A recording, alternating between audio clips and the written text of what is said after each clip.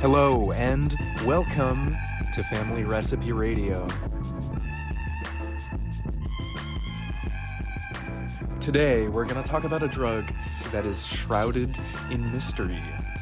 This is, to me, in all seriousness, one of the most mysterious drugs on the face of the planet. And I really believe that the CIA in MK Ultra, they were doing it all wrong. They were using LSD. They should have been using DXM. Dextromethorphan. Yes, indeed. The time has come to talk about the world's weirdest medicine. DXM is a cough suppressant, but I would almost put that last on the list of effects. It is a hallucinogenic, dissociative drug, most commonly compared to ketamine, although it's quite different, really. It has a totally different culture surrounding it, a totally different range of effects. The world of DXM is incomprehensible. It's vast. It's futuristic, spiritual, shamanistic. And there's no way in hell I'm going to be able to accurately summarize this world that DXM has created around itself in one episode. There's just far too much to the experience. Despite this, I'm going to try. I'm going to delve into how DXM came to be, how it was created, why it was created, what kind of culture is generated by DXM, who is drawn to this experience, and of course, what is the experience like? Now, just a little background on DXM before we begin, because it is a relatively complex substance. The effects of DXM are broken up into what are called plateaus, a term coined by a guy named William White, who kind of wrote the definitive DXM guide. First plateau, you'll get a kind of stimulant feeling similar to MDMA. Second plateau, this is where it's most similar to a hallucinogen such as mushrooms or LSD. Third plateau, it becomes very much a dissociative drug similar to ketamine. This, I think, seems to be where most people shoot for because it's kind of viewed as being the classic DXM experience. Fourth plateau is complete, utter dissociation. This is the stage where you'll go on all of these vision quests, these shamanistic kind of journeys through your mind, having out-of-body experiences or contacting different entities and stuff. This is where things get truly, truly weird. And there is one more plateau, only attained by constant redosing of DXM over an extended period of time. This is basically on-demand schizophrenia. This is the type of moment where you would be running around town talking about how you're the president of the moon and there's an assassination attempt against you and you have to go into hiding, and then you run out into the road and get run over by a bus or something. This is not to be attempted. Do not do this. At those extreme doses, DXM can kill you through various means like respiratory depression. You can have heart attacks, you can have seizures. It is not a very kind drug for your body at all. And it's really not a very kind drug for your mind. Dissociatives, specifically PCP, can cause these manic episodes, and DXM can absolutely do this. One glance at any DXM internet community will show you many, many posts of people who are obviously in manic states. Addiction to this substance is very common in the DXM community, although pharmaceutical companies claim that it's non-addictive, but that is absolute bullshit. There are literally countless horror stories of people going through DXM withdrawals, and these sound very concerning. There's a whole array of horrible symptoms, such as uncontrollable crying, we have seizure-like activity, terrible nightmares, cold sweats, shaking, you name it. This substance needs to be respected, or it will ruin your life. It will take you down with it. The dark side of DXM is very deep, and it begins to show itself pretty quickly. So consider this my disclaimer. I'm not condoning anyone do this because there are obviously risks like there are with anything in life. Now, how does one explain DXM to somebody? How does one summarize this experience in a few words? Well, you really can't. It's hard to even talk about DXM because the nature of the phenomenon, it's confusing in itself. It's mysterious. It's shrouded in some kind of fog, but I'm going to try. So the most common word I hear associated with the DXM experience is futuristic or alien or technological. It seems to have a very science fiction kind of feel to it. And as a matter of fact, there are many reports of people being under the influence of DXM that are somehow disrupting electronics around them. I know it sounds weird, but I think there's too many of these reports to ignore. Now, outside of the feeling that you've just been placed in some kind of science fiction world, the DXM experience can be deeply, deeply spiritual and cleansing and therapeutic. People often describe psychedelics as giving them a kind of rebirth, and DXM absolutely has the potential to be able to do this for people if you use it correctly and you're not too careless about it. Now, how did DXM come to be? Well, it has been around for quite some time. It was originally synthesized in 1946, and in 1954, the US Navy and the CIA conducted some experiments to see whether it would be effective, and in 1958, it was approved for over-the-counter use. We'll get more into this later. Recreational use of DXM has been around since the very beginning, but it really peaked, I believe, in the late 1990s and the early 2000s. Those years are considered to be the glory days of DXM. That was when DXM culture solidified itself as being its own entity, whereas before, DXM was always incorporated into other subcultures. For example, the 80s, it was common in the punk scene. And in the early 1960s, various authors and poets actually were quite fond of this stuff, including Jack Kerouac and Allen Ginsberg. Alright. Whew! Long intro, but very necessary in my opinion to try to fully understand Dextromethorphan. At long last, we can enter the Dextroverse. Coming up first, have you ever wondered how to create a DXM altar? Well, you're about to find out. This is important to follow directions in precise order. If just one item is substituted, the results cannot be anticipated and may be dangerous. This is old-time magic. Please do not use lightly. If you are light of heart, please read no further. This is a warning to the highest degree. The robo-demons may be unleashed, and it is very important not to provoke them. Like all pure good, there must be a polarized bad. And there is a true evil, a document. It is the exact negative of this one. It is of pure black magic and entwined in evil deception. Do not use. This is even worse than altering this ritual. First off, you need a DXM altar. It should be constructed of stone, for stone conveys deep messages in crystalline structures. An old stone is best. Do not use synthetic brick or concrete stone. If you can secure a stone from an old house's base, this would indeed be useful. Lay on the stone a sacred cloth. It is recommended to use lavender or deep purple with gilt edges. Under no circumstances use a dark or black cloth. Upon this, you will place a glass made of crystal. This will be your tool to journey and make contact with the gods. Use a clean glass, unscathed, and pour the contents of one bottle of Robitussin Maximum Strength Cough US brand into it. You must not spill any or leave any at the bottom of the bottle. You have now constructed a basic DXM altar. It is time for the ceremony to begin.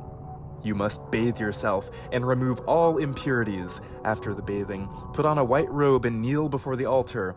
You must first bless the altar with the following. I bless thee in the name of Robotussin. Open up my mind so that I shall find a great atonement, the sublime, an island in time to vanquish my fears and open my third eye. So mote it be.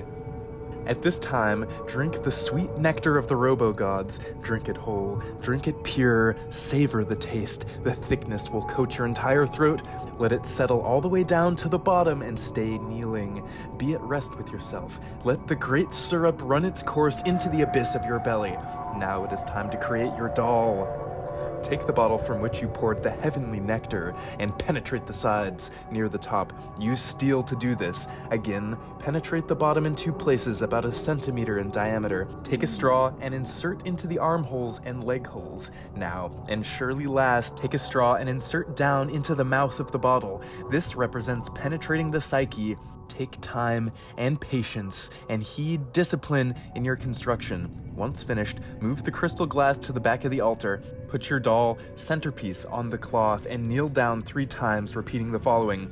Come forth unto me, bring your wisdom, bless me in your way. O great wise one, wash away the day, and bring forth the night. Entomb me in sweet delight, so that I may stay to reap the benefits of sight. Open my mind, open my eye, let me fly unto hither world's delight. Show me the light of your ways, show me the might of your wonder. For within my thoughts asunder, I allow you to guide me, great one. So mote it be, so mote it be.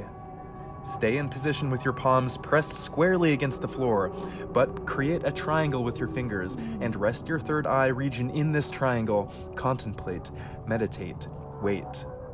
Stay in this position until you feel the warmth of His Majesty upon you. You shall feel the magic in your blood arouse your senses. It is a warm, tingling feeling. Do not tense. Let it flow through you. Be one with yourself. And now, when the sensation becomes too great to bear, lay back on the floor or a padded surface, such as a bed, with eyes closed, and concentrate on the blackness behind your eyelids and the third eye region. Great things will be revealed to you, and you will go on great journeys. Blessed be. It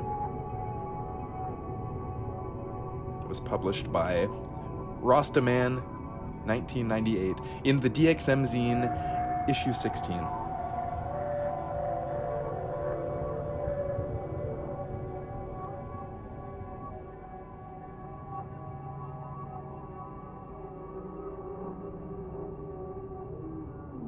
This first story has really everything you would expect from a DXM trip, so I figured it was a good intro.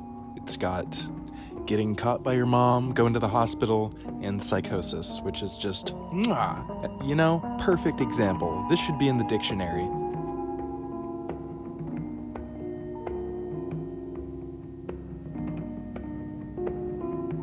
Wormhole to Heaven by Colby M. 600 milligrams of DXM. Okay. I had experimented with Robotripping a couple times and really wanted a more intense trip. I was at a rough point in my life, and experimenting was an escape for me. I bought 2 bottles of 20-count extended-release Robitussin. Later that night in my basement, I asked God or the universe, please let this make me a better person. I don't remember why I said that, but I knew I needed to for some reason. After pouring out both bottles on my mattress, I started eating them one at a time. Eventually, I started swallowing 3 or 4 at a time to speed up the process. After finishing all 40 pills, I sat and waited. I listened to the music for a bit, then played some computer games. My body movements felt slow and heavy. I enjoyed that feeling for an hour or so, and then it really started to kick in. I lay down on my bed and felt my heartbeat slow down. I closed my eyes, and then the world dropped away. I floated upwards and stared down at my body for a moment, and then I was rocketed through space-time. I saw the surfaces of many unknown planets, or perhaps other dimensions, rushing past. The rushing stopped when I was in a grassy field with a pink-tinged sky. I was next to a still pond of clear water. I felt so incredibly loved at that moment. 2 figures descended from the sky, and each one took one of my arms. They took me upward through the sky to a golden city in the clouds. There were many spheres with their own large grassy spaces, and the figures took me into one of them. In that sphere was my brother's best friend who had died 3 years earlier. There was also a woman there with him, and they were both naked and glowing. It was a beautiful sight. He looked at me and said, "You can't stay long, can you?" I knew I couldn't, so I said no. After this, the spheres and the cloudy city faded away, and I found myself in a pink-tinged field. In the field, there was a handsome man in a suit and tie. He told me to alternate doing mushrooms and LSD, once every 3 months. This scene lasted for what seemed like a long-ish time. Next, everything faded to black, and there was no longer an eye to observe anything. I saw 2 pyramids, one upside down, in the shape of a diamond. Leading up to the top, there were the names of all the different world religions, including atheism. At the top, there was just the word Christ. Leading downward, there were other paths, one of which was hedonism. Then the words faded, and the top pyramid turned a bright blue, and the upside-down pyramid turned black. The pyramids then separated, and there was a long chain holding them together. Suddenly, something slashed the chain, and the black pyramid fell away as the bright blue one rose upward. I then woke up face down on the floor, not at all where I'd fallen asleep. I felt so odd. Once the sun came up, I went up to my room. I sat outside my window on the roof, and I watched the sunrise. I closed my eyes and had a vivid vision of blood dripping down from a cross and pooling into a river. I felt myself lying in that river, and the feeling of pure love washed over me and broke my heart. I cried for the first time in years. At this point, my life gets a bit hazy. My mom had realized how much I'd taken when she saw the bottles in the trash. She took me to the ER. I had another out-of-body experience in the hospital, and I vividly remember the sensation of my eyes rolling back as I traveled out of this reality again. I found my way back to my body, and I woke up to the doctor being very angry at me. He told me there was no reason I should still be alive. Maybe I did die for a few moments. My mom took me home once I stabilized, but the psychosis remained. I was convinced I was possessed by an angel. Long story short, I wound up at the ER again. They gave me a massive dose of Ativan and took me to a psychiatric hospital via ambulance. It took a week and a half of being medicated with antipsychotics for the psychosis to end. I've had long, lasting, negative effects, and will definitely not attempt this again.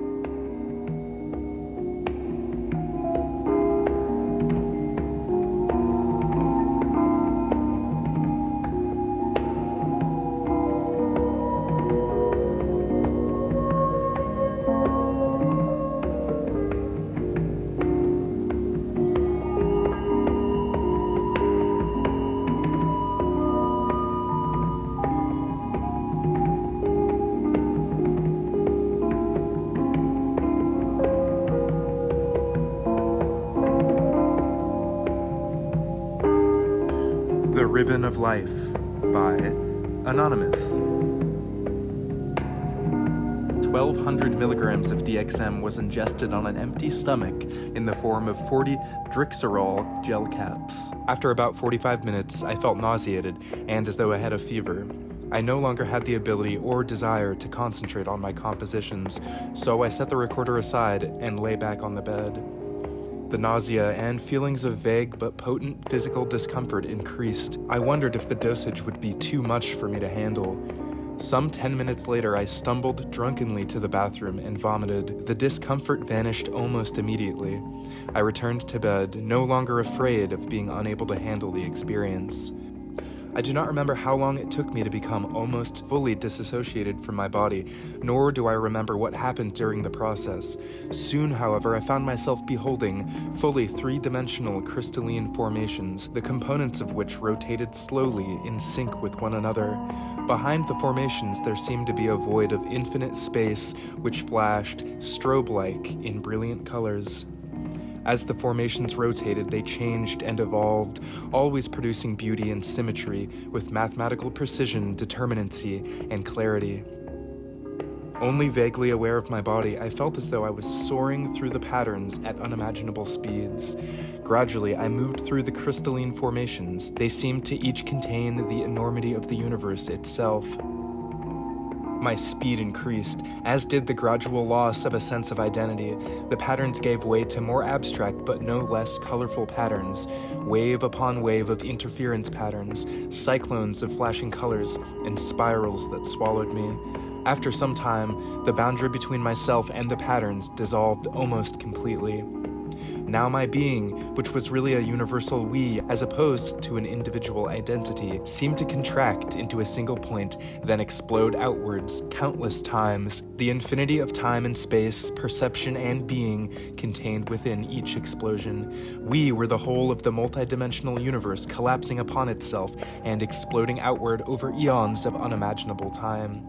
Terrified, relentless, ecstatic. Once in a while, the explosions resulted in vortexes through which something utterly alien seemed to emerge. I recall approaching and merging with these alien beings several times, though I do not recall what happened during the merge itself. One such being I recall only in association with a sense of vastness and strange angularity, like a huge mountain tapering to a perfect point. Sometime later, a sense of identity as well as an awareness of my body returned. At first, in brief moments, then for longer episodes. During these moments, I asked, "Who am I?" And I received a flood of intuitive information, very little of which I was able to comprehend rationally. The gist of the matter, however, was that I was both an individual and the whole of creation, both the creator and the created, and that this is true for all beings. Remembering that viewing myself and my life form from my first DXM experience had been one of the most emotionally profound experiences of my life, I attempted to do so again. Now I had a vision of myself as a ribbon or cord wrapped around itself and around other cords. The cords traced the history of my life, and once again I felt an all-encompassing compassion and love for that life, that self, and everything within it. Again, I was aware of the possibility of abandoning and not returning to it, and it struck me as the most precious of all things, and I was even more horrified at the thought of leaving it than I had been the first time. To see if I could identify the cord of another, for the universe had become a network of these cords, I called to my friend Betty. I witnessed her cord and mine separating from a common cord, then rejoining each other in a dance or a braid, yet still retaining their separate identities. This aspect of the experience was emotionally overwhelming in a way that I really cannot convey. When I chose to end the experience, I did so because I could no longer bear its sheer intensity. I managed to open my eyes. The sunlight made the room appear maddeningly bright. I could recognize few features. The room was a patchwork collage of textures, shapes, and colors that were sparkling, glittering, and pulsating. When I closed my eyes, it seemed I still had them open and was looking at the ceiling. I guarantee that I was not, and to block out the light, I had placed my elbow over my eyes. Now what looked as though it was the ceiling gently fell apart into chunks of abstract shapes. The shapes morphed into other ceilings of other rooms similar to my own, just as each one maintained a level of coherency and clarity that I felt I would be able to stand up and walk around in. The room would fall apart and reform into another. One such room attained coherency for longer than the rest. It was dimly lit as though by a single candle, and it seemed to be some sort of basement. There was 3 others in the room watching me. I wondered if I was experiencing some kind of alternate self who was also experimenting with dissociative states, but this time in the presence of others. In this room, I was able to sit up for a moment. How odd it was to sit up and look about while still feeling the weight of my elbow over my eyes. 2 times, or perhaps more, the rooms transformed into seemingly alien universes. Once, I found myself beneath a tree of huge orange flowers. Each blossom had a face. 3 of them were watching me, remarking without speaking about what a ridiculous sight I was. Another time, I was running through a labyrinth of stones that were somehow plant-like and alive. I understood that I was searching for God within the labyrinth, and the labyrinth seemed to reply that God could never be found within it, that it was the path I took through the labyrinth in my search that was a God. I still wondered nonetheless whether I could call some representation of divinity into my presence. The shapes formed an angular and somewhat abstract illustration of a female crone-like face. The face, like the rooms, cycled relentlessly from one form to another. I tried to speak to the face, but the visions seemed too incoherent to produce a response, though I got the impression that the incoherency itself was an aspect of my own being. After some time of this, I regained enough awareness of my body to stay in the here and now for as long as I chose. I managed to pick up and dial a phone to call my friend Libby for her to come by and pick me up. I felt somewhat shell-shocked from this experience and no longer wished to be alone. Shortly after calling Libby, I couldn't remember whether I had actually called her or if she had, and whether she had actually agreed to pick me up. She arrived about 40 minutes later. I staggered down the stairs of my apartment in what seemed like a dream from which I could not awaken. The next few hours were spent drifting in and out of my body and of the crystalline formations with which the trip had begun. Each time I closed my eyes, I felt as though I shot through space terrifyingly fast. When I was able to speak, I attempted to relate to Libby the nature of this experience. I found it difficult to keep track of what I had just said. After I'd settled down a bit, I tried again to relate the experiences to Libby. This time, I received a flood of rational knowledge about the nature of the manifestation of duality from unity, the emergence and nature of consciousness, and of language. Still simultaneously hyper and detached, I spoke endlessly to Libby about these subjects, as though it was vital that she know them. She was blessedly patient, and, after I had come down more solidly, drove me home.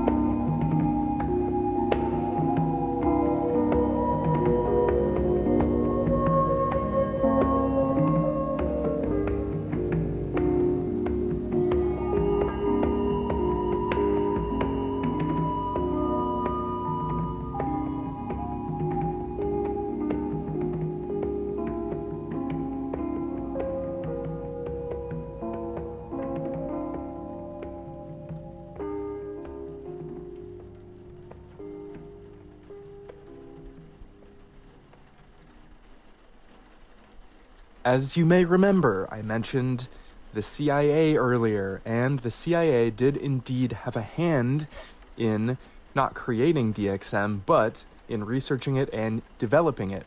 And this just so happened to be 1 year or less after the beginning of MKUltra, the famous mind control experiments of yore.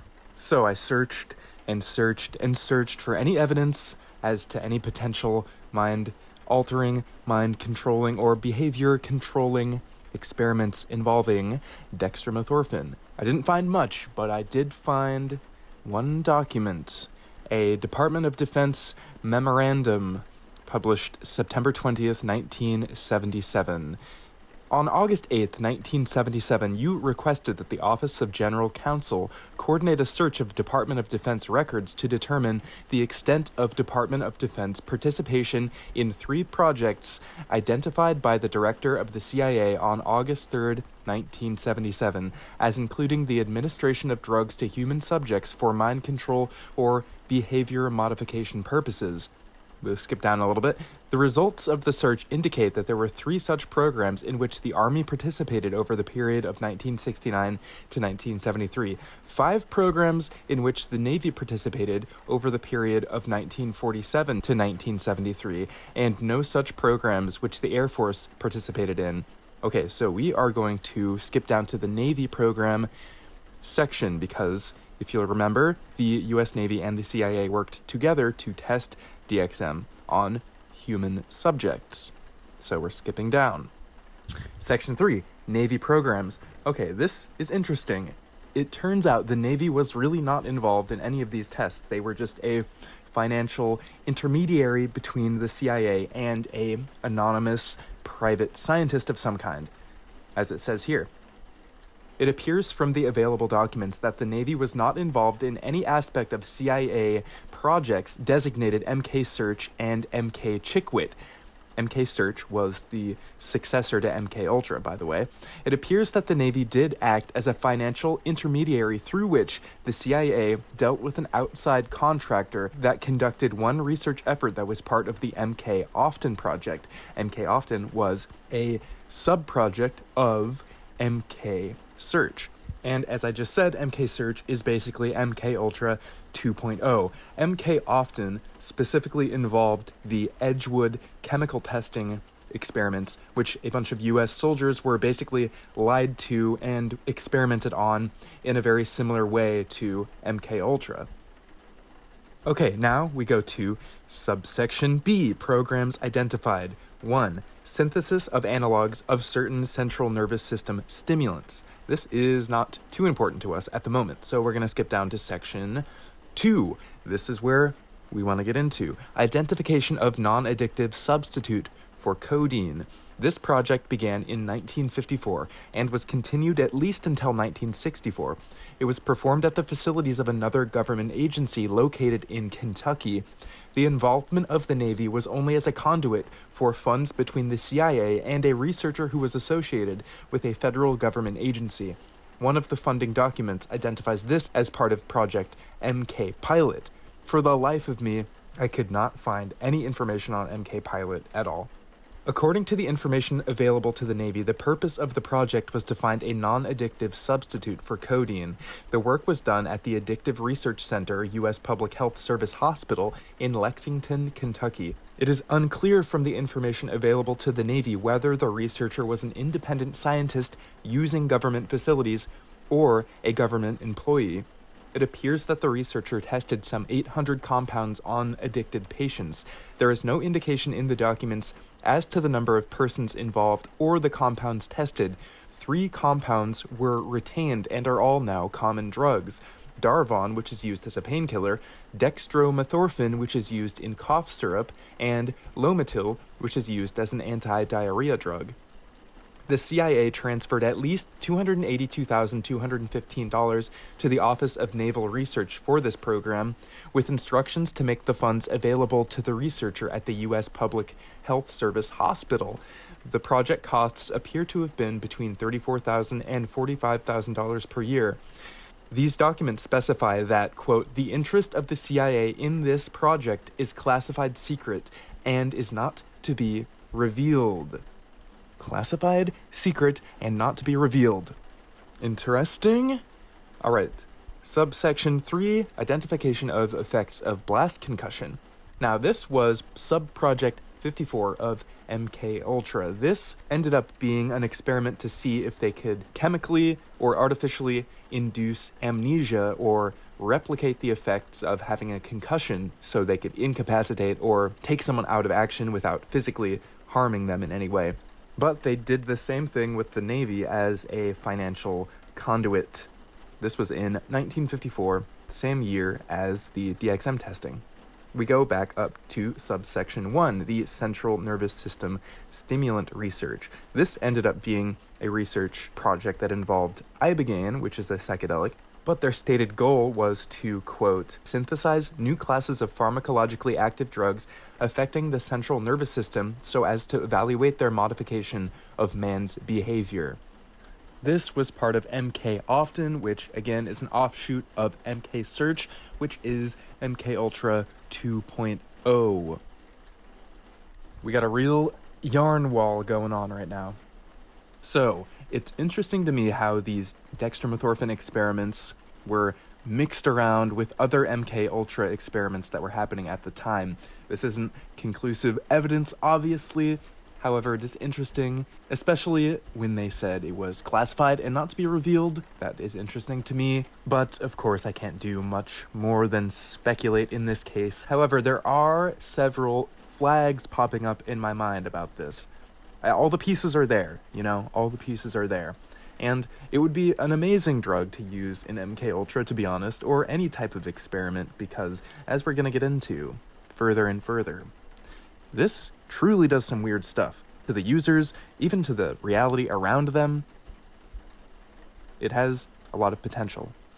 I don't know, if the CIA is aware of these properties of dextromethorphan, and they somehow disseminated it out into the population as some kind of crowdsourcing research project to see if this somehow opens up a hole in reality or can be used to contact extra dimensional entities or aliens or whatever you want to call them, it wouldn't be the worst idea that the CIA has ever had.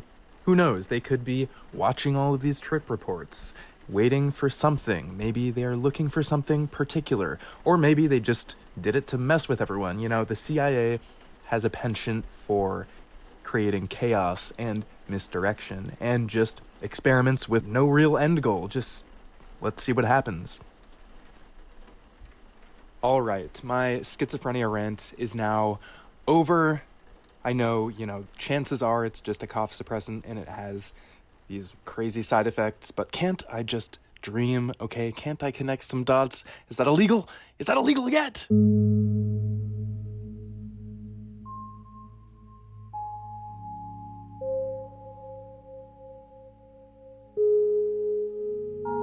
I Saw God by Oki. Wednesday night, I took a trip on the DXM Express.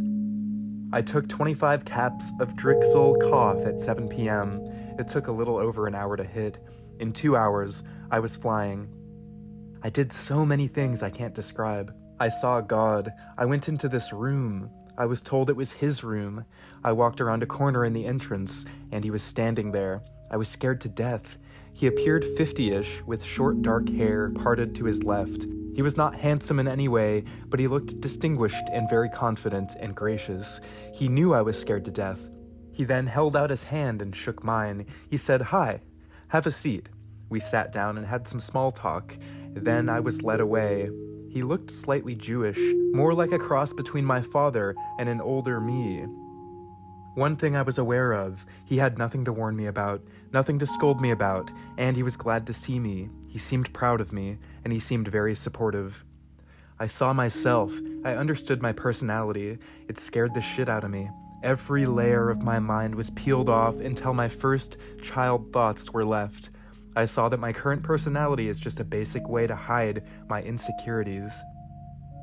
Now, when I'm flying through the DXM space, I feel pretty safe.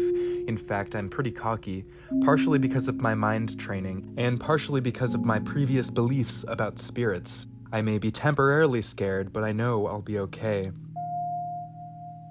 Well, I ran into this bald black guy. He was living on this real cool platform that contained his living quarters. There was no roof and no completely enclosed rooms, but he appeared not only wealthy but powerful and wise. He saw how cocky I was. He challenged me. He said, "I know you are more powerful than me, but let me show you what I know about you." Then he said, "Look into my eyes and I'll show you how weak you are." I looked into his eyes and I saw myself again. This time I saw what a small, predictable, lazy, insignificant being I was. Then I backed away from him. I didn't want to see any more. I was humiliated. Then I knew, even though I could kick his ass, that he could hurt me in other ways. I understood that I needed to be a little more respectful towards those I meet in the DXM space. Several times my thoughts and beliefs were challenged. I was amazed at how scary this could be. It seemed that I felt slightly detached from what was going on. I felt kinda safe. Then, the trip seemed to start breaking the rules. Instead of me watching or observing, the trip sucked me into several realities that put me in threatening situations, and they became more and more real, like I couldn't tell what was real and what was a vision. At one point, I would live a complete life or life thread over the course of a single song. I could barely understand how to use the remote for the stereo. All of a sudden, I needed to pee. I was tripping like a son of a bitch. I opened my eyes and forced my feet down to the floor. I focused and moved each limb separately. I moved like a robot, very stiff and deliberate. I'm not kidding. I moved like a robot. I finally got my pee done and made it back to Tripland. The peak didn't last too long, it seemed. There was lots more. I bumped into a planet or an asteroid. The entire universe reality was destroyed, and another one took its place. I can't even describe all that I saw. Everything that I believed in was destroyed. What else can I say? God bless, good luck, and good night.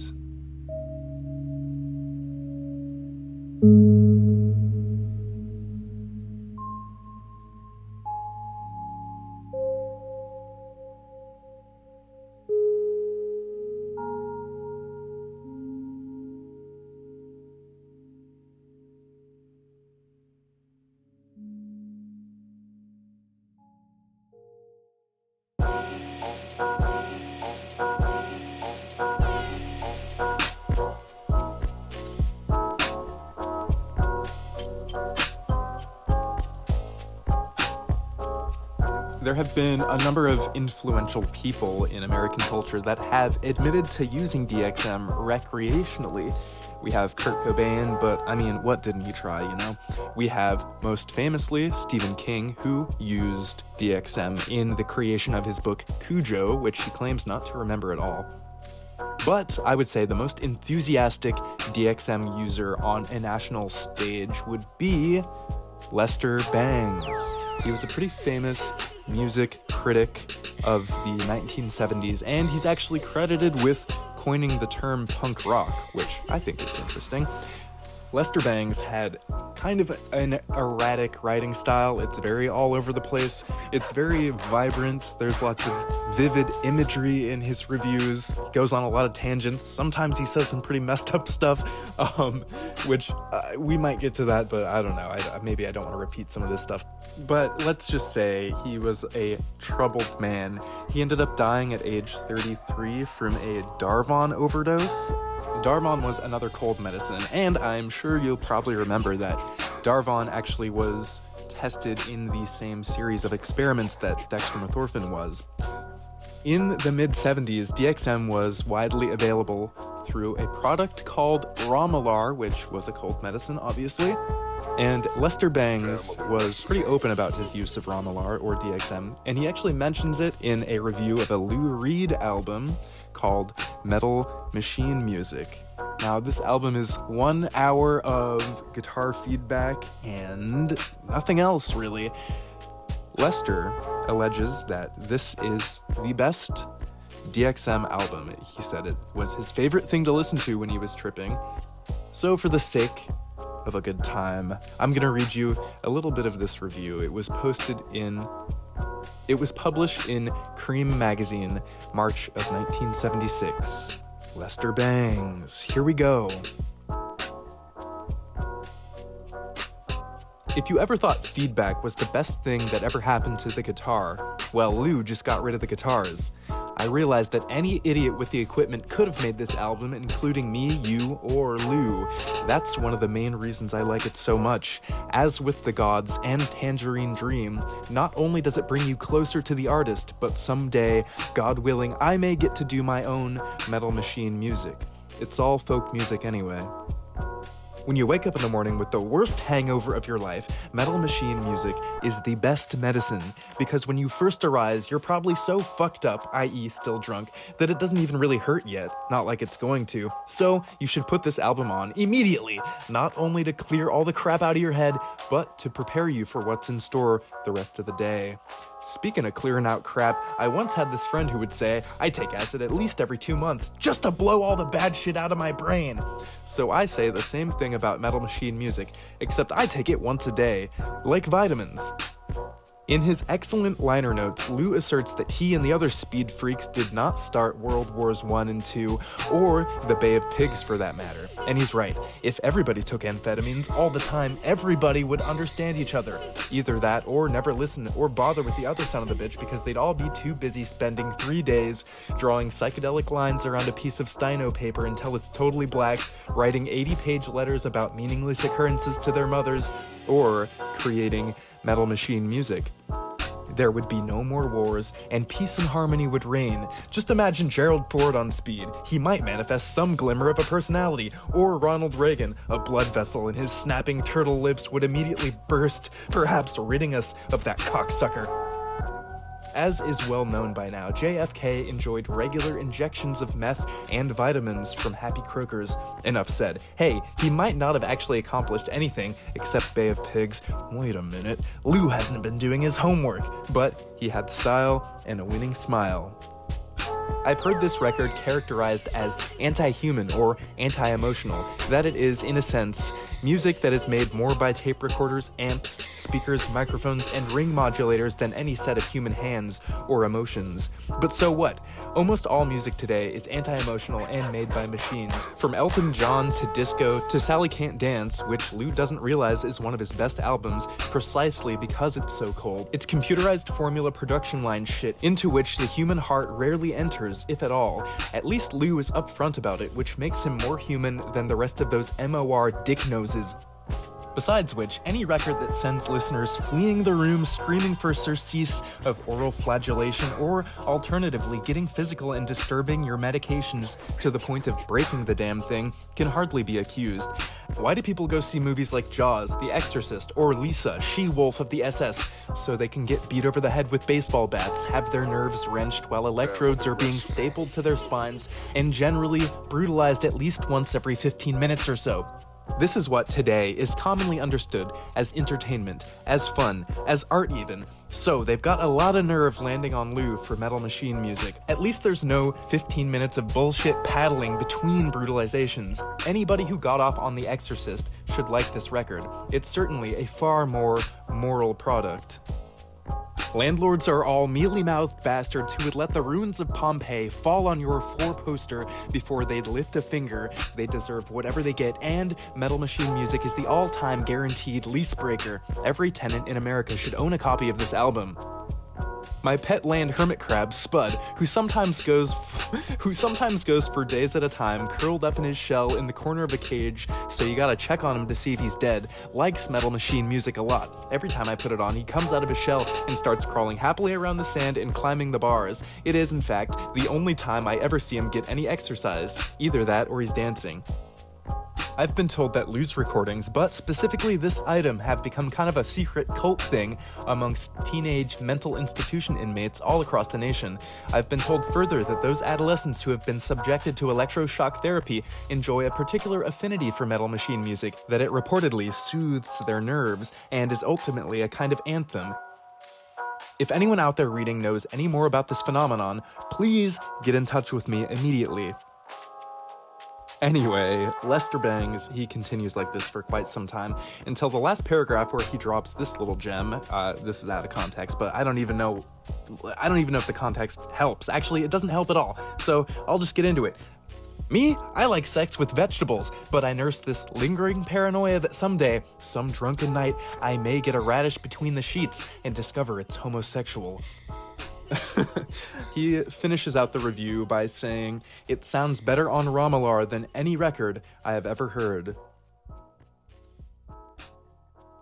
I'm not sure if reading any of Lester Bangs' work adds to the mythos of DXM to you, but to me, it certainly does, and I can see the influence of DXM seeping into his writing style just a little bit.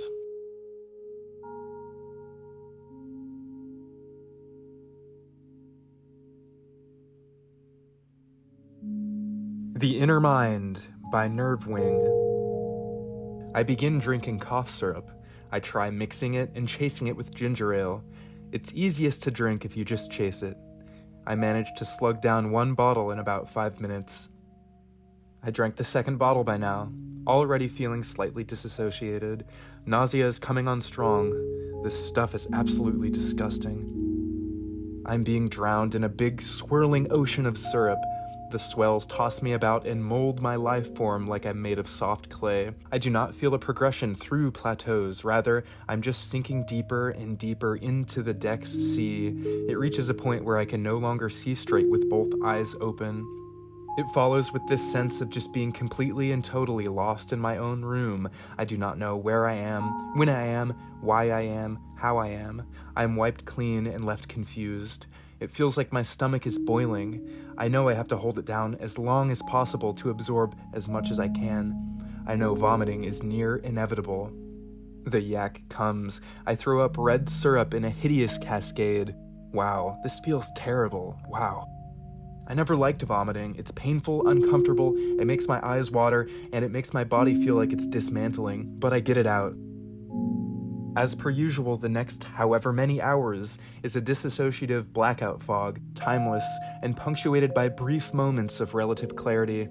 What I can remember is open-eye visuals taking the form of the warping and bulging of the space around me. It looked like the world had turned to syrup and was tilting in every direction, slowly. I lost all sense of space. If I closed my eyes and opened them again, I would feel completely lost, with no idea of what was up, down, left, right, forward, or backwards. I felt like I was the objects around me, not an independent being. Walking was pretty much impossible. If I closed my eyes, it would be an instant out-of-body experience. No calm and gradual fading of myself, I was immediately cast into the dizzying void. Each time my eyes closed, a similar journey would take place, with the same sequence. First, I would see the room around me. It looked normal, with the colors being heavily saturated. Soon, though, the dream space would collapse into the swirling abyss, come apart piece by piece and dissolve into nothing. I would be in a vast place that I would call the dream nexus. It seemed like an impossible, huge, spherical void which I was free to float in. The walls of the shell were covered in a grid of hundreds of thousands of apertures. This is where things got a bit confusing. If I were to float in an aperture, I would wake in my bed again. I would get up and explore my house and encounter people I knew, either people I lived with, friends, or sometimes strangers. We would interact. Everything seemed off, though. We would speak in terse non sequiturs. I don't remember any of what was said, but it was all surreal and emotionally empty. Everyone was emotionally empty, and the color was drained of this world. The whole time, I was actually just still, lying in my bed with my eyes closed. I could reset the cycle by opening my eyes. With my eyes opened, a similar effect took hold, as if my brain was trying its hardest to imbue this feeling in me, no matter my state. Objects around me would morph into people, familiar people. They would just stand there, merely existing, looking like furniture. They kept appearing around me, hanging around me. I didn't feel alone in my room at all, and in retrospect, I ended up having to ask my roommates if I really interacted with any of them during that time span. I didn't. I wake up. I don't know if I fell asleep or if the last 3 hours have been a total blackout. I'm down enough to have functional motor skills, and it seems like my memory has touched down and is recording again. I still feel very disassociated and spacey. I still have the DXM walk, and I still feel like everything is in motion. I have a sense of direction again, and the visual effects have died down, other than my vision being extremely blurry. I hang out with my roommates, and we go scavenging for junk for the rest of the night.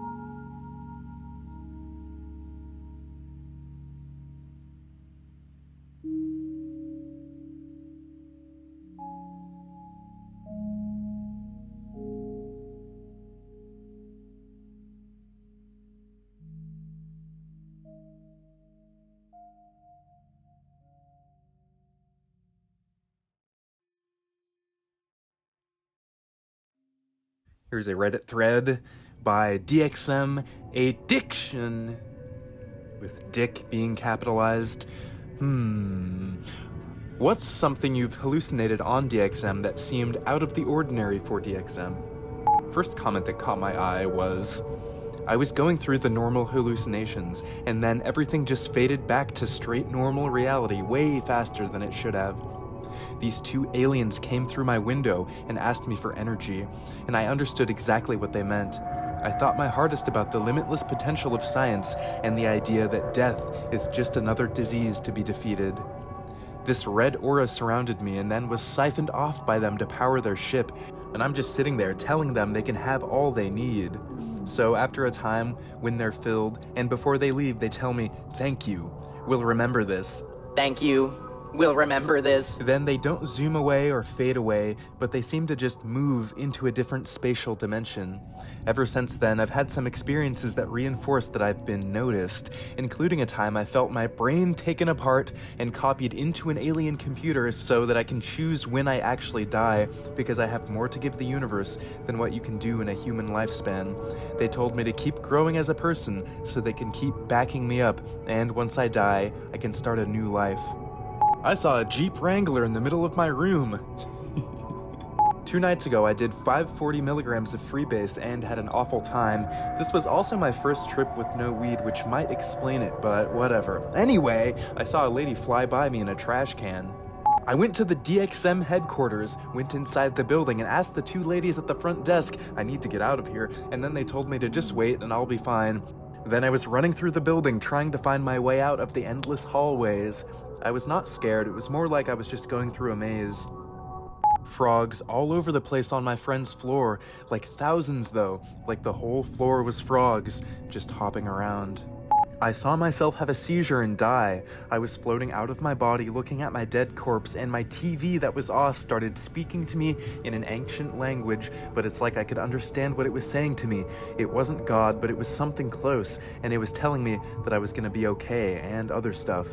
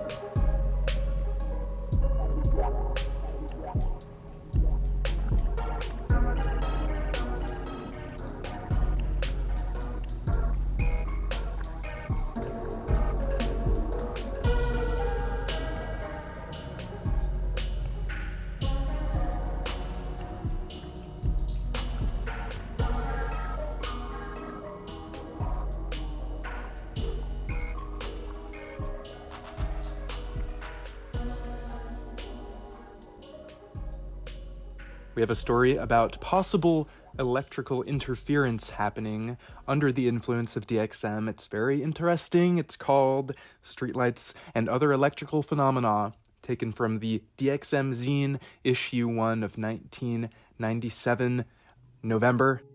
Streetlights and Other Electrical Phenomena by Gravol.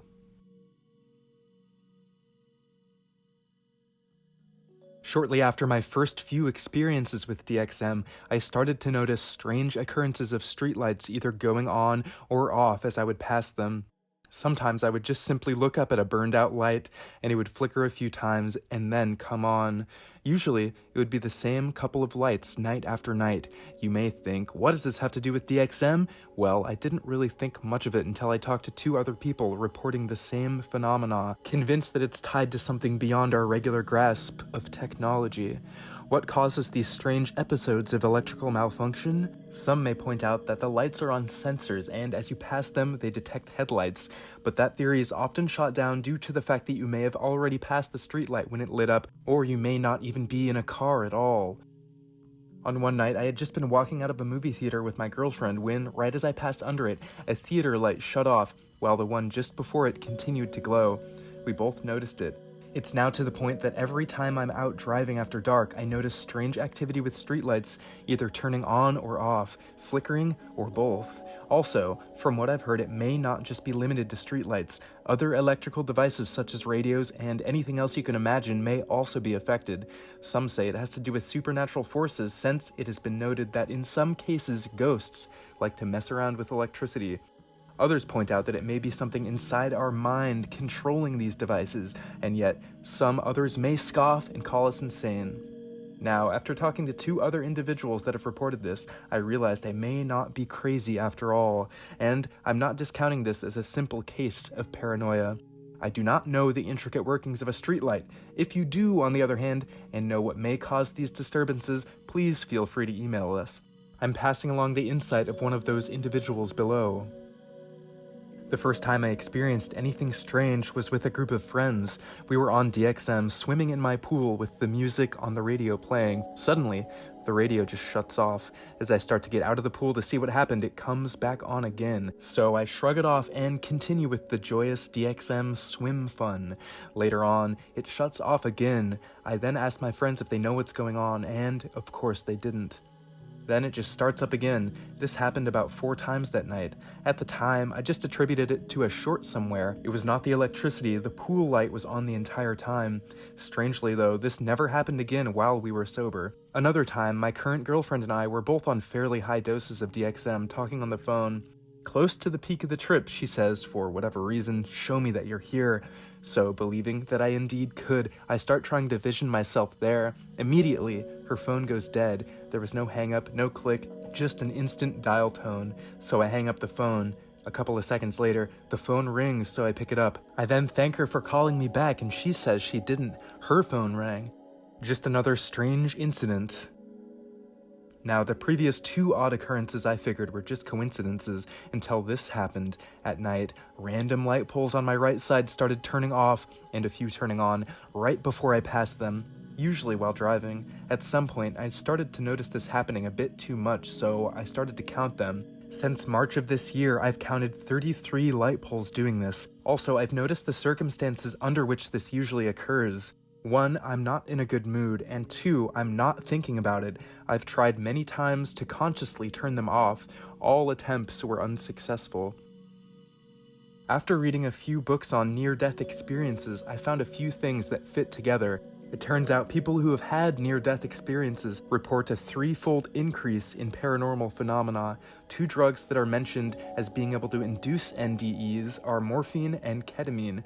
DXM is not listed, probably because it isn't known, but obviously fits because it's a morphine analog that is very similar to ketamine in high doses. Furthermore, a certain doctor, I forget his name, that supposedly took ketamine for 100 days straight says he came into contact with the cosmic coincidence control. A strange thing for him to say, considering all of the coincidences that have occurred since I started DXM. So, is it all a coincidence? Am I just being superstitious? I don't really know, but every time I'm driving down the street and a light pole on my right side goes out right before I pass it, the more convinced I am that this is something paranormal.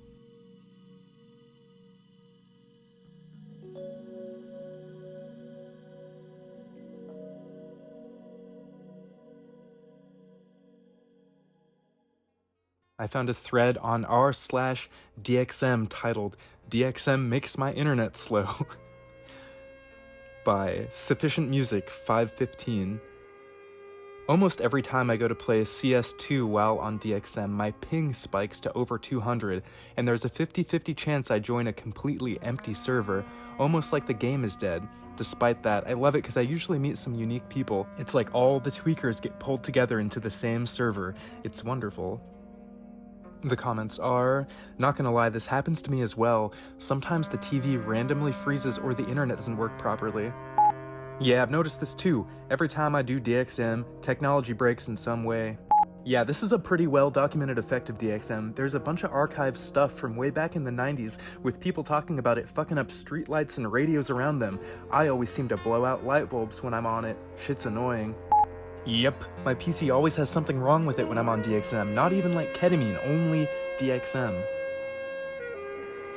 Another thread by deleted.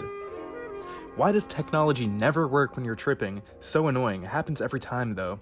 This is such a hotly debated effect for some reason. It's happened to me multiple times, not every time, but something at least acts goofy most of the time, and to a bunch of other people I've asked. It really needs some research to determine whether it's actually happening, or if we're just that mentally handicapped from the DXM. It's happened to me several times on DXM, and even more on LSD and mushrooms. This is a really weird thing. I can't believe other people experience it too. My favorite is when a device just blanks. Turn it on and off and you just get a blank screen until the DXM wears off. Your brainwaves and borderline aura interfere with the electromagnetic resonance of the biometer and the dynometer in the computer chips. Saying the phrase "hoc est a liquid di armeto cacas" will cause your cellular aura to strengthen and your borderline aura to weaken, allowing you to use technology again. Right here, life force triangle. Basically everyone is either real or fake. 90% of people are fake. The Y2K bug actually happened. People don't think it did. People thought the computers didn't shut down, but they actually did. You gotta get some trip crystals and take a look at them right when you're peaking. Your high will be magnified by at least 3 times, guaranteed. Nah, for real, every time I do a dissociative, my earbuds stop connecting, or the Xbox won't turn on, or some dumb shit happens. My phone always does weird shit. It's like, hey, we know you're on DXM, let's fuck with you. Because phone bad for brain and society, unlike OTC dissociants. My router has gone out multiple times on DXM.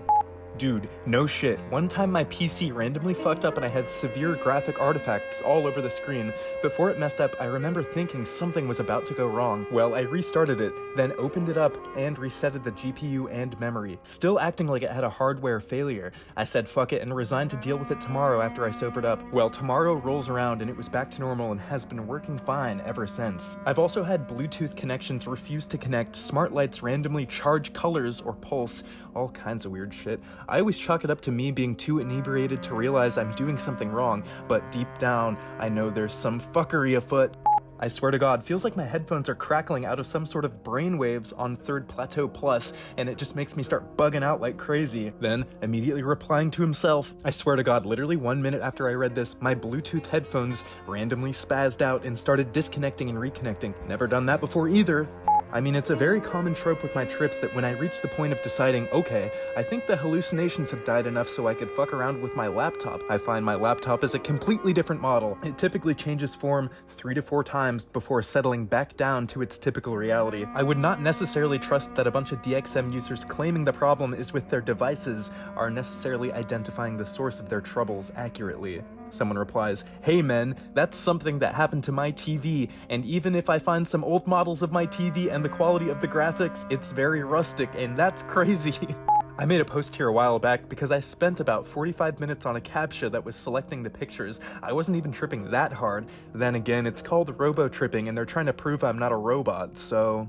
My theory is that psychotropic drugs cause your nervous system to have a little more cohesive frequency, and it interferes with electronics a little bit. The human body has an electromagnetic field, and the opening up of the neuron firing by psychs or dissociatives, glitches are reported on MDMA and meth also, probably changes the electric signal that we emit. This happens to me every single time, dude. My computer has broken in ways I didn't even know were possible while I was on DXM. Entire sites have randomly shut down, etc. I swear to God, dude, my TV has only ever glitched out while I'm on DXM. It's happened multiple times to me too.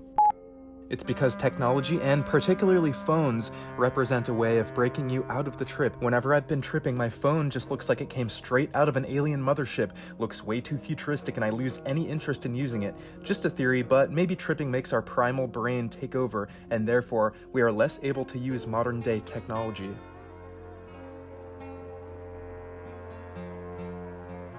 Another thread by another deleted user, DXM and technology. Why does it never work, right? Always during a trip you get the weirdest error messages, bruh. Fucking for real. I've never related to something more. Like, I swear my phone always stops working and it's just bugged and I keep forgetting, so I just keep wondering why YouTube isn't working on a loop for 30 minutes until I get the bright idea to restart my phone and it fixes itself. I swear, every time. Yes, DXM messes with tech, always experience this, and I don't know why. Weird ass glitches.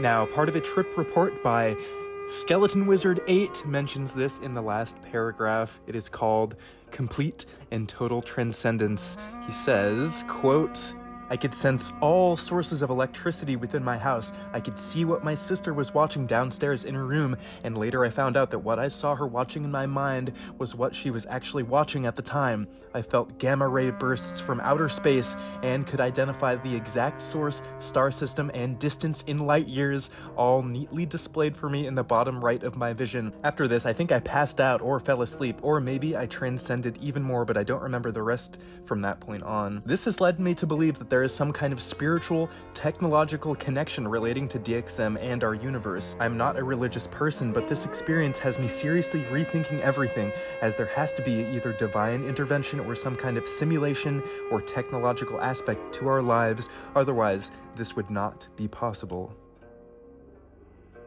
Now we have a thread by Sally Dion called Anyone Else? Is it just me, or does tech get so fucking weird every time you trip? Like, I'm coming down, I'm not seeing shit, and feeling perfectly normal, but out of nowhere my monitor keeps blacking out every couple of minutes, and then my phone apps randomly flash sometimes. Like, this has literally never happened while I'm sober, but this happens every time I get high, and now I can't be having hallucinations about this because it only happens after I've finished the trip. And it's not just me, because I was literally on FaceTime with my friend and he saw the monitor thing too, so like, what the fuck?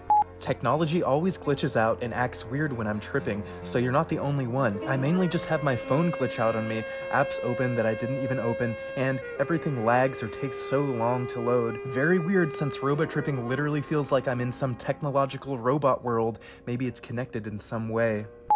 Same thing happens when I'm tripping. I truly think there's a connection. Same for me, my PC freaks out every single time, even my phone or the TV. Scientists may need to do some research for real. I made a post about this and got shit from people, but this is seriously a thing. I thought I was the only one. Sometimes I get this feeling that our reality is just an open tab on Safari that hasn't been closed yet, like we're just all an app that hasn't been closed out yet. This is so funny because I just said last time I tripped to my friend, I know it's not just me seeing things, but every time I trip and I feel the need to use my phone or an app, it goes black or gets stuck or just glitches out so badly.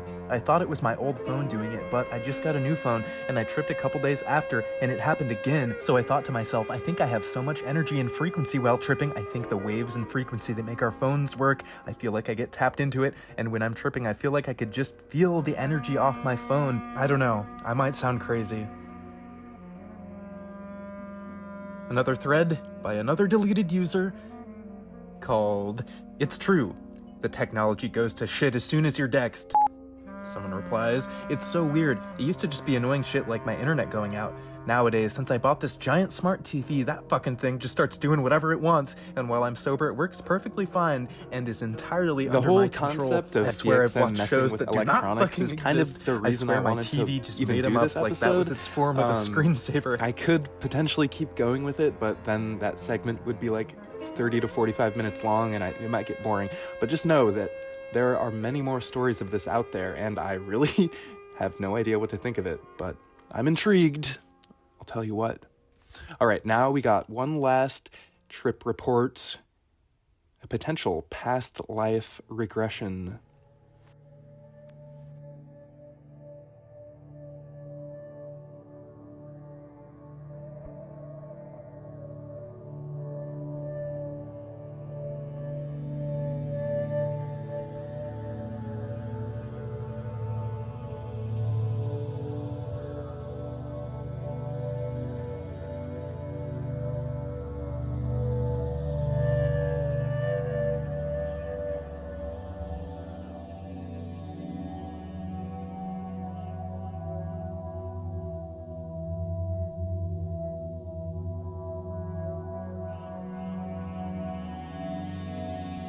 A Trip to Ancient Rome by Bites Its Own Head Off.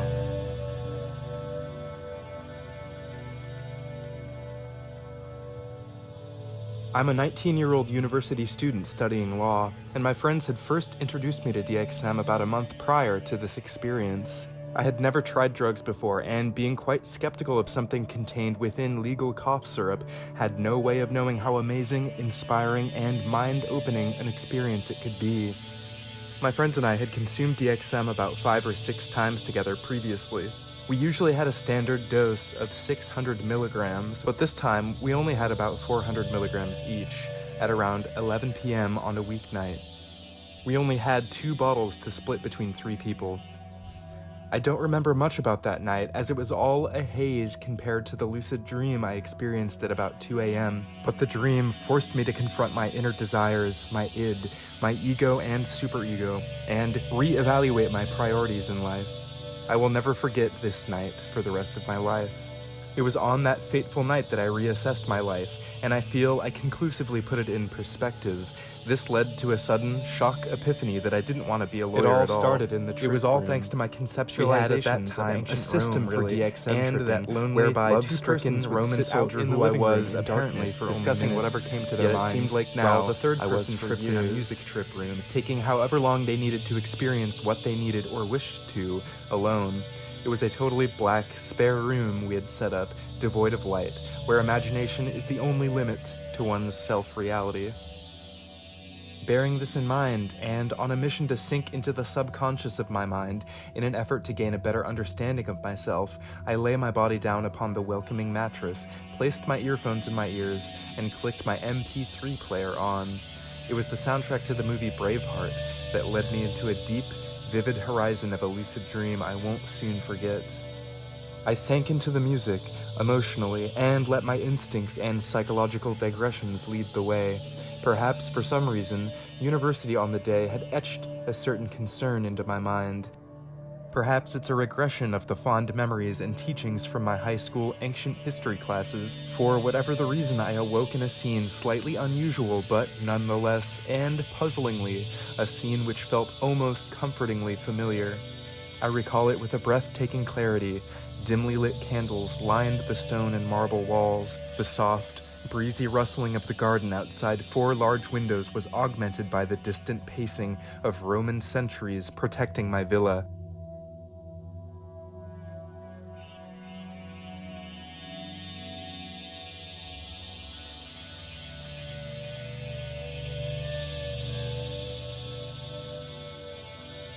A stunningly beautiful woman whose features were not immediately visible, but nonetheless whose aura felt warm and comforting, lay beside me in a large, accommodating bed strewn with silk sheets. Instantly I smiled, and I knew she was my wife. I suddenly, quite unbelievably, felt at home here. What's more, I felt at peace with myself and the world around me, not a sensation I'm particularly accustomed to, but something I've always desired with every inch of my being. I was home. My wife turned and whispered to me, something along the lines of, "You're here," and kissed me softly. Here was a fantasy that I somehow had found myself inhabiting, but it was alive, and it was no less real than the air I breathe in everyday life. And her presence and affection comforted me in a way that nothing else could. Here was everything that I loved and believed in, coexisting. The dream took an even more intense turn where communication was beyond verbal, and I could communicate with my Roman world and my wife through my mind. It emanated peace. The centuries were irrelevant, simply ornaments placed within the setting by my mind to give the illusion of reality in the time frame I inhabited. Peaceful relations, the possibility of future children, and the simple love of my wife were all I desired in life. Interestingly, at this point, my intellectual reasoning kicked in, and the dream encountered a convincing twist. This reality had been here from the start. If only it wasn't for the Punic Wars, I could have continued a life on the land, toiling the crops, looking after my beautiful wife, and raising fine young Roman children. But it was not to be. I was to be called for military service in the morning, raised from the loving hands of my wife, and thrust into a battlefield in shining armor, an unwilling participant in the bloody business of war and death. And as my wife turned to me in the bed in concern, massaging my head and reassuring me, I started to cry. I didn't want to leave her here alone, unable to fend for herself. I wanted a simple and good life for my family, not to be marched off to the business of death the next day, to become simply another Roman casualty forgotten by history, and with the help of the carrion birds, removed from this world within a week. I desired nothing but to be left alone with my family. Alas, the troops were marching in to conscript me into the Legion on the following day. My wife was well aware of this. She tried to comfort me and tell me it was okay, that I would be okay, and that she would survive. Still in tears, I kissed her very passionately and hugged her for what felt like forever. I never wanted to let go.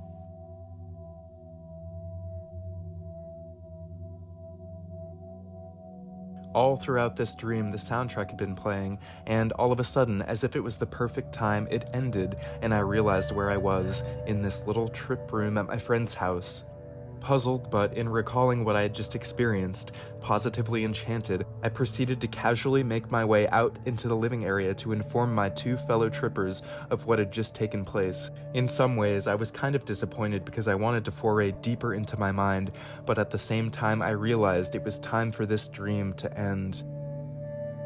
This experience allowed me to find the key to my inner desires and taught me how to shelter them from the now revealed incursions and restrictions that the real capitalist world had placed upon my mind. If I learned any higher lesson at all, it is, to put simply, that DXM has put my life squarely in perspective, and instead of worrying over mundane issues in everyday life, I can now sleep in contentment, knowing what I want from a future career and where I should be, and how I fit into this huge place we call planet Earth.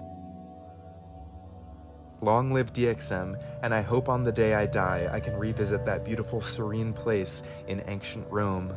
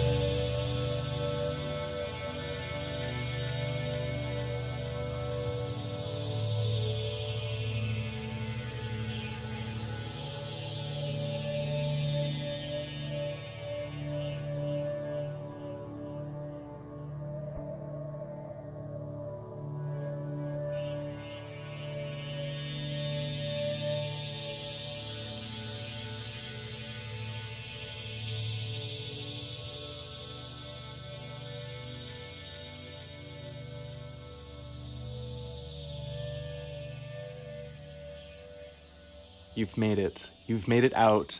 The sun is rising. The long, syrupy night of Dextromethorphan is over. If you listen carefully, you can hear the rooster screaming in the background. So thank you for sticking with me, those who did. If this feels incomplete, just know that it is incomplete. Drugs like DXM always leave you with more questions than they do answers. And DXM specifically is a never-ending rabbit hole. The trip feels like a never-ending rabbit hole. The research feels like a never-ending rabbit hole. Trying to make sense of any of this is just basically a lost cause. And at the end of the day, all we're left with is a certain ghostly imprint that DXM has left on the world, which is larger than you might think. So with that, as always, to all you beautiful people out there, goodbye and good night.